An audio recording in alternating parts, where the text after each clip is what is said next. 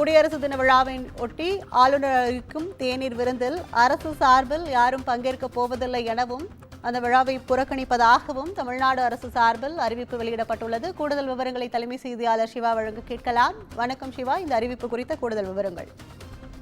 கற்பகம், ஒவ்வொரு ஆண்டும் சுதந்திர தினம், குடியரசு தினம் ஆகிய இந்த 2 நாட்கள்ல ஆளுநர் மாளிகையிலிருந்து ஆளுநர் மூலமாகவே தேநீர் விருந்து வழங்கப்படும். இந்த தேநீர் விருந்துல தமிழ்நாடு முதலமைச்சர் தொடங்கி நீதிபதிகள், அமைச்சர்கள், பல்வேறு கட்சிகளை சார்ந்த தலைவர்கள், பல்வேறு முக்கியஸ்தர்கள் என பலரும் கலந்து கொள்வார்கள்.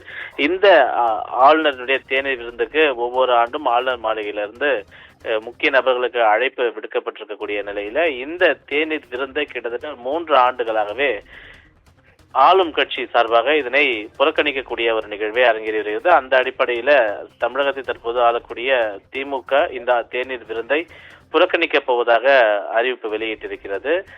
திமுக மட்டுமல்லாமல் ஏற்கனவே திமுகவினுடைய தோழமை கட்சிகளான காங்கிரஸ், விடுதலை சிறுத்தைகள் கட்சி, கம்யூனிஸ்ட் கட்சிகள்லாம் இந்த தேநீர் விருந்தை புறக்கணிக்கப் போவதாக ஏற்கனவே அறிவித்திருக்கக்கூடிய ஒரு சூழல்ல இந்த முறையும் ஆளுநருடைய தேநீர் விருந்தை நாங்கள் புறக்கணிக்கிறோம் என்று அரசு சார்பாக இது புறக்கணிக்கப்படுவதாக அறிவிக்கப்பட்டிருக்கிறது.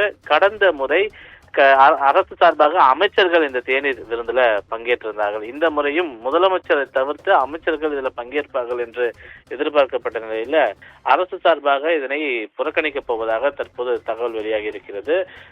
ஒருவேளை திமுக சார்பாக இவர்கள் இந்த தேநீர் விருந்தில் பங்கேற்பார்களா என்ற ஒரு கேள்வியும் இந்த நேரத்தில் எழக்கூடிய நிலையில பல்வேறு கட்சிகள் புறக்கணித்திருக்கக்கூடிய நிலையில அரசு சார்பாக நாங்கள் புறக்கணிக்கிறோம் என்ற ஒரு அறிவிப்பை தான் தகவலாக தமிழக அரசு தரப்பிலிருந்து தெரிவிக்கப்பட்டிருக்கிறது.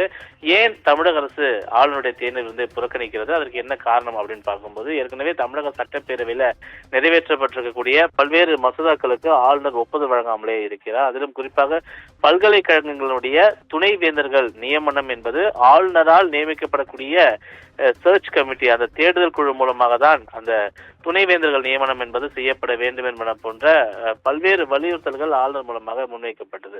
எனவே இதனையெல்லாம் எதிர்த்து ஏற்கனவே தமிழ்நாடு அரசு உச்சநீதிமன்றத்தில் வழக்கு தொடர்ந்திருக்கக்கூடிய நிலையில தமிழகத்தினுடைய நலனுக்கு எதிராக மாநில அரசினுடைய உரிமையை பறிக்கக்கூடிய வகையில ஆளுநர் செயல்படுகிறார் என்பதை எல்லாம் சுட்டிக்காட்டக்கூடிய வகையில் தான் இந்த தேநீர் விருந்தை அரசு புறக்கணிப்பதாக தற்போது அறிவிக்கப்பட்டிருக்கின்றது. கற்பகம், கூடுதல் விவரங்களுக்கு நன்றி சிவா.